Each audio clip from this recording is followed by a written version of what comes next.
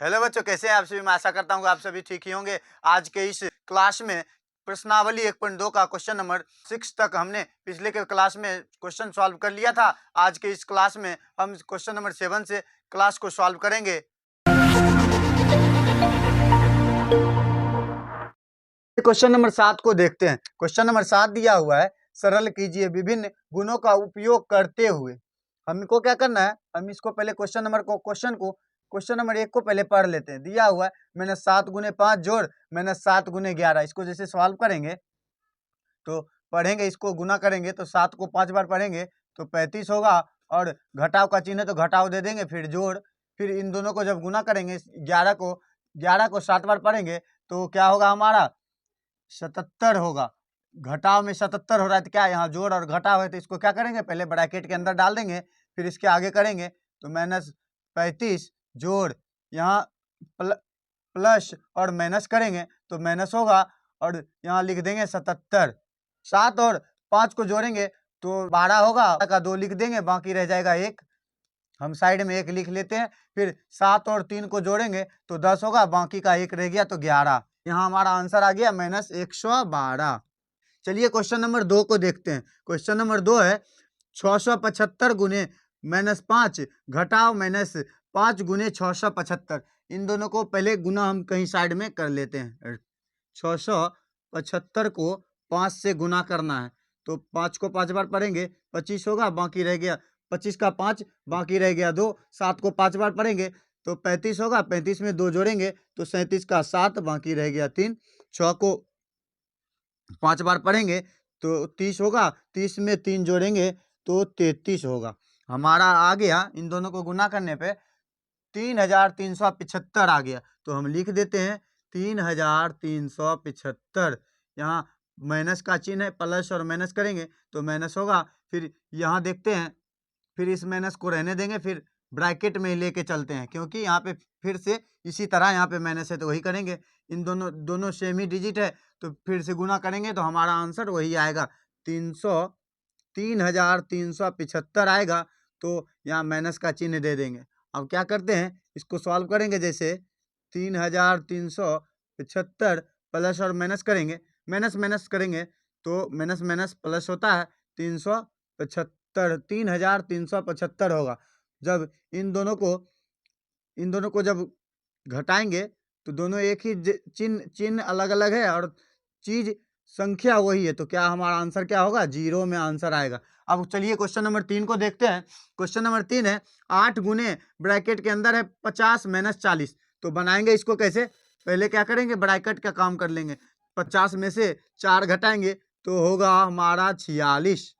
46 को क्या करेंगे, 8 से गुना करेंगे तो लिखते हैं 46 गुने 8। 8 को 6 बार पढ़ेंगे तो 48 का 8, बाकी रह गया 4। 8 को 4 बार पढ़ेंगे तो 32 होगा, 32 और 4 को जोड़ेंगे तो 36 होगा। हमारा क्या आ रहा है, 368 आ गया हमारा। चलिए क्वेश्चन नंबर 4 को देखते हैं। क्वेश्चन नंबर 4 है, क्या कह रहा है, 5 गुने 27 गुने -4। क्या करते हैं, इन सभी को एक साथ गुना कर लेते हैं। पहले क्या करेंगे, 27 गुना हम 5 करेंगे तो 7 को 5 बार पढ़ेंगे, 7 को 5 बार पढ़ेंगे तो 35 होगा, 35 का 5 लिखेंगे, बाकी रह गया 3। 5 को 3 बार पढ़ेंगे, 5 को 2 बार पढ़ेंगे तो 10 होगा, 10 में 3 जोड़ेंगे तो 13 होगा। क्या आ रहा है, 135 आया। 135 में क्या करेंगे, 4 से गुना कर देंगे, 5 को 4 बार पढ़ेंगे तो 20 होगा, बाकी रह गया 2। 4 को 3 बार पढ़ेंगे तो 12, 12 और 12 में 2 जोड़ देंगे, 14 का 4, बाकी रह गया 1। 4 को 1 बार पढ़ेंगे तो 4, 4 अब बाकी 1 जोड़ेंगे तो 5। क्या आया, 540 आ गया।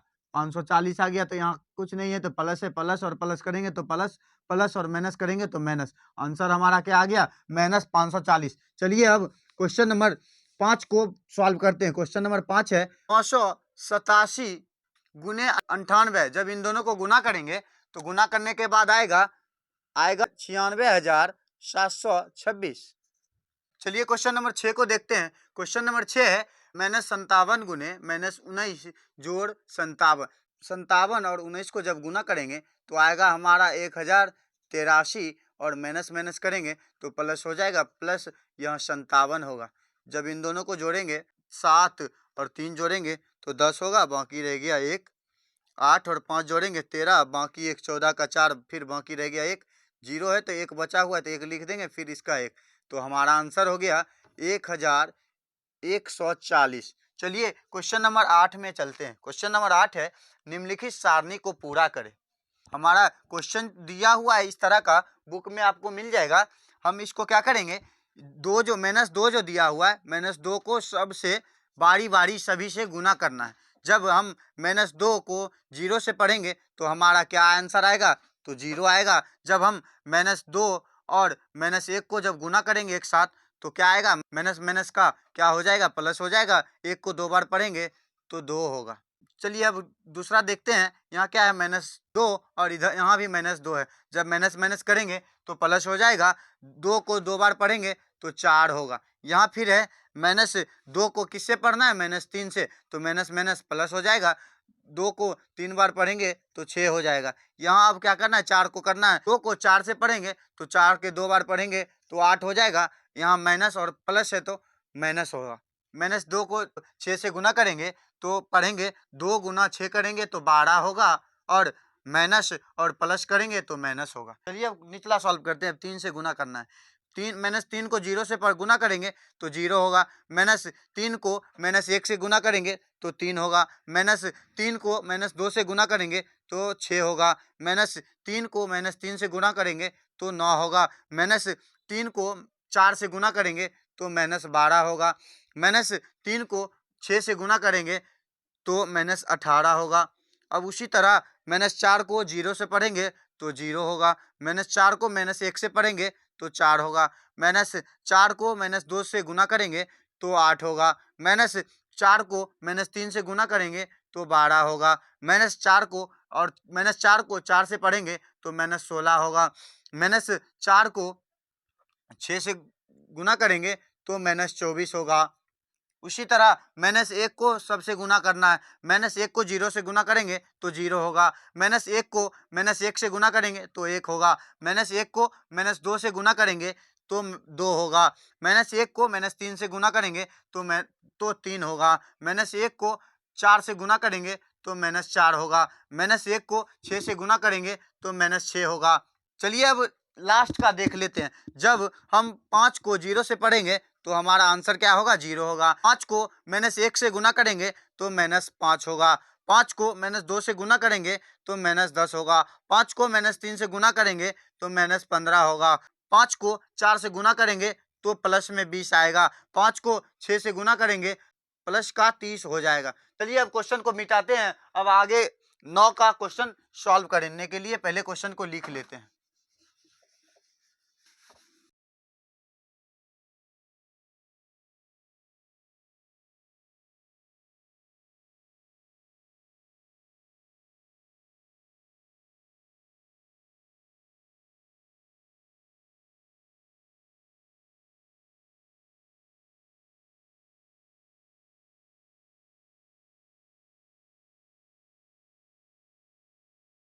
ये क्वेश्चन नंबर 9 को पहले पढ़ लेते हैं। निम्नलिखित में से कौन सत्य है और कौन असत्य। ये जो हमको क्वेश्चन नंबर 1 से लेके 6 तक हमें क्वेश्चन दिया हुआ है, इनको पहले पढ़ के समझना है कि या सत्य है या असत्य है। चलिए क्वेश्चन नंबर 1 को पढ़ते हैं। 9 का 1 पढ़ते हैं। 9 का 1 है, -20 का योज्य प्रतिलोम 20 है। योज्य प्रतिलोम का मतलब यह होता है कि उसमें क्या करना होता है, चिन्ह को बदलना होता है। जैसे यहाँ -20 है तो क्या करेंगे, उसको +20 में लिख सकते हैं। तो यह कथन जो है यह सत्य है। चलिए क्वेश्चन नंबर 9 का 2 देख लेते हैं। क्वेश्चन नंबर 9 का 2 है, किसी पूर्णांक का योज्य प्रतिलोम प्राप्त करने के लिए उसमें 0 से गुना करते हैं। यहाँ कह रहा है अगर कोई भी योज्य प्रतिलोम, मतलब मानिए क्या, हमें अगर कोई भी मतलब हम एक एग्जांपल ले लेते हैं। मुझे कोई भी योज्य प्रतिलोम -2 दिया हुआ है, अगर हम उसमें 0 से गुना करेंगे, कह रहा है कि हम उस प्रतिलोम में 0 से गुना करते हैं तो हमें पूर्णांक प्राप्त होता है। यहाँ हमें पूर्णांक प्राप्त नहीं होता है, बल्कि हमें यहाँ 0 प्राप्त होता है। यह क्या होगा, और सत्य होगा। चलिए 9 का 3 देखते हैं। 9 का 3 दे है, 5 ऋण पूर्णांकों का गुणनफल धन पूर्णांक होता है। यहाँ इसका एग्जाम्पल लेके चलते हैं। 5 ऋण पूर्णांक यानी सबको घटाव में लेके चलना है। जैसे हम क्या करते हैं, -1 -2 -1 गुने -1 गुने -1 गुने -1 गुने -1, 5 देख लेते हैं कि नहीं। 1 2 3 4 5 है और 5 माइनस का भी चिन्ह लगा हुआ है। अब इसको क्या करते हैं, माइनस माइनस करेंगे तो हमारा क्या होगा, प्लस और माइनस करेंगे तो माइनस होगा, और माइनस माइनस करेंगे तो प्लस होगा, और प्लस और माइनस करेंगे तो माइनस होगा। यानी हमारा आंसर -1 हो रहा है। लेकिन यहाँ क्वेश्चन कह रहा है जब हम 5 ऋण पूर्णांक को गुना करेंगे तो धन पूर्णांक होगा। यहाँ या क्या होगा, असत्य होगा, क्योंकि हमारा आंसर क्या आ रहा है, माइनस में आएगा, यानी ऋण पूर्णांक में आएगा। लेकिन यहाँ धन पूर्णांक कह रहा है, इसीलिए यह असत्य होगा। चलिए 9 का 4 देख लेते हैं। लिखा हुआ है 4 ऋण पूर्णांकों का गुणनफल धन पूर्णांक होता है। इसका भी एक एग्जाम्पल लेके चलते हैं। -2 गुने -2 गुने -2 गुने -2, 1 2 3 4, 4 को हम ले लिए क्या, ऋण पूर्णांक ले लिए। जब इसको गुना कर, पहले माइनस प्लस कर लेते हैं, माइनस माइनस करेंगे तो प्लस होगा, और प्लस और माइनस करेंगे तो माइनस होगा, माइनस माइनस करेंगे तो प्लस होगा। यानी हमारा प्लस में क्या आएगा, 2 को 2 बार पढ़ेंगे तो 4, 4 को 2 बार पढ़ेंगे तो 8, 8 को 2 बार पढ़ेंगे तो 16, यानी प्लस में 16, यानी धन पूर्णांक आता है। यहाँ क्या कह रहा है, 4 ऋण पूर्णांकों का गुणनफल, यानी गुना करने के बाद हमें क्या आता है, धन पूर्णांक। यह कथन सत्य है, सही में हमें धन पूर्णांक में हमारा आंसर आया है। चलिए अब कुछ 9 का 5 देख लेते हैं। 9 का 5 है -4 गुने 1 बराबर -1, यानी -4 को जब 1 से गुना करेंगे तो हमारा बड़ा आंसर क्या आएगा, -4 आएगा। तो यह कथन क्या है, यह कथन सत्य दिया हुआ है।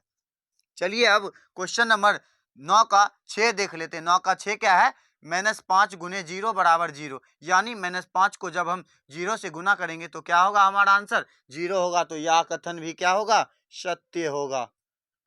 चलिए क्वेश्चन नंबर 10 को पहले पढ़ लेते हैं, फिर इसको सॉल्व करेंगे।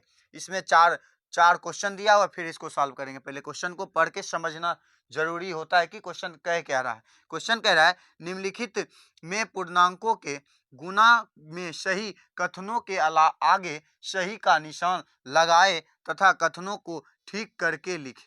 कह रहा है अगर या सही है तो उसको सही लिख दे, नहीं अगर या सही नहीं है इसको क्या करना है, उसको सही करके लिखना है कि कैसे होगा। जैसे क्वेश्चन नंबर 10 का 1 दिया हुआ है +2 गुने -3, इन दोनों को गुना करेंगे तो -6 होगा। हम पहले देख लेते हैं, पहले यहाँ पे हम सॉल्व कर लेंगे। तो 2 को 3 बार पढ़ेंगे तो 6 होगा, प्लस और माइनस करेंगे तो माइनस होगा बराबर -6। या कथन क्या होगा, सत्य होगा। दोनों तरफ एक ही जैसा लिखा हुआ है तो इसका आंसर क्या हम लिखेंगे, सत्य लिखेंगे। चलिए अब क्वेश्चन नंबर 2 की ओर चलते। क्वेश्चन नंबर 2 है, क्वेश्चन नंबर 10 का 2 है -4 गुने +8 बराबर +32। पहले हम गुना करके देख लेते हैं। 8 को 4 बार पढ़ेंगे तो 32 तो हो रहा है, और प्लस माइनस करते हैं, माइनस और प्लस करेंगे तो माइनस होगा बराबर +32। यह हमारा सत्य नहीं है, इसको हम क्या लिखेंगे, गलत लिखेंगे। तो इसका सही आंसर क्या होगा, इसका सही आंसर होगा यह क्वेश्चन जो यहाँ पे +32 है, यहाँ जो +32 है यहाँ पे क्या होना चाहिए था, माइनस में 32 होना चाहिए था। यही सही तरह से लिखना है ऐसे करके। क्वेश्चन नंबर 10 का 3 है -2 गुने -2 बराबर +4। इनको पहले गुना कर लेते, 2 को 2 बार पढ़ेंगे तो 4 होगा, और माइनस माइनस करेंगे तो प्लस आएगा, और इधर भी +4 दिया हुआ तो यह क्या होगा, सही होगा। क्वेश्चन नंबर 10 का 4 देखते हैं। क्वेश्चन नंबर 10 का 4 है +3 गुने +4 बराबर -12। यहाँ पे पहले क्या कर लेते, गुना कर लेते, 4 को 3 बार पढ़ेंगे तो 12 होगा, और प्लस प्लस करेंगे तो प्लस होगा बराबर -12 हो रहा है। दोनों एक जैसा नहीं है तो क्या लिखेंगे, इसका आंसर गलत लिखेंगे, गलत लिखेंगे। तो इसका सही आंसर क्या होगा, तो यह सही आंसर क्या होगा, प्लस में 12 इसका सही आंसर होगा। चलिए अब क्वेश्चन को मिटा लेते हैं। अब क्वेश्चन नंबर 11 करके अब अगले क्लास में क्वेश्चन नंबर 12 से 14 तक देख के क्वेश्चन को खत्म करेंगे। चलिए क्वेश्चन नंबर 11 को पहले पढ़ लेते हैं। क्वेश्चन नंबर 11 कह रहा है किसी हिमीकरण प्रक्रिया में कमरे के तापमान को 40 डिग्री सेंटीग्रेड से 5 डिग्री सेंटीग्रेड प्रति घंटे की दर से कम करने की आवश्यकता है। उस प्रक्रिया के शुरू होने के 10 घंटे बाद कमरे का तापमान क्या होगा। चलिए अब इसको हम सॉल्व करते हैं। यह कहना चाह रहा है कि यह जो है मतलब प्रति घंटा, यानी यह जो है पहला घंटा मतलब 1 घंटे का मान दिया हुआ है। क्या दिया हुआ है, लिखेंगे हम 1 घंटे में 1 घंटे का तापमान 1 घंटे का तापमान लिखेंगे तो क्या लिखेंगे हम 40 डिग्री सेंटीग्रेड। तो इसमें क्या कह रहा है, प्रति घंटे की दर से कम करने में 5 डिग्री सेंटीग्रेड जो है इसमें क्या हो रहा है, हरदम क्या करना है, कम करते जाना है। तो कम करेंगे 40 डिग्री सेंटीग्रेड से जब हम 5 डिग्री सेंटीग्रेड घटाएंगे तो क्या आएगा, तो आएगा हमारा 35 डिग्री सेंटीग्रेड आएगा। इसको हम कहाँ तक लेके जाना है, शुरू से 1 से लेके 10 घंटे तक हम इसको लेके जाएंगे। देखना है कि इसका 10 घंटा पे कितना इसका तापमान होगा, कमरे का तापमान। अगर हम दूसरा घंटा का तापमान निकालेंगे तो क्या होगा, 35 में से अगर 5 को घटाएंगे तो क्या होगा हमारा 30 होगा, 30 डिग्री सेंटीग्रेड होगा। वहीं अगर हम 3 घंटे का तापमान अगर निकालेंगे तो 30 में से जब हम 5 घटाएंगे तो क्या होगा 25 डिग्री सेंटीग्रेड होगा। वैसे हम 4 घंटे का तापमान जब निकालेंगे तो 25 में से जब 5 घटाएंगे तो 20 होगा, 20 डिग्री सेंटीग्रेड होगा। अब 5 घंटे का तापमान निकालेंगे तो 20 में से 5 को घटाएंगे तो 15 डिग्री सेंटीग्रेड होगा। और 6 घंटे का तापमान अगर हम घटाएंगे निकालेंगे तो 15 में से 5 को घटाएंगे तो 10 डिग्री सेंटीग्रेड होगा। अब 7 घंटे का तापमान अगर हम निकालेंगे तो 10 में से 5 घटाएंगे तो 5 डिग्री सेंटीग्रेड होगा। वहीं 8 घंटे का तापमान अगर निकालेंगे तो क्या होगा, 5 में से 5 को घटाएंगे तो 0 डिग्री सेंटीग्रेड होगा। वहीं अगर 9 घंटे का तापमान अगर निकालेंगे तो 0 में से 5 घटाएंगे तो -5 डिग्री सेंटीग्रेड, यानी अब यह माइनस में चलने लगा है। वहीं अगर 10 घंटे का तापमान निकालेंगे तो क्या होगा, -5 में से -10 को घटाएंगे, यानी -5 में -5 को घटाएं। वहीं 10 घंटे का तापमान निकालेंगे तो -5 में -5 को घटाएंगे तो 5 5 10 हो जाएगा, वह चिन्ह वही लिखा जाता है। तो क्या होगा, -10 डिग्री सेंटीग्रेड।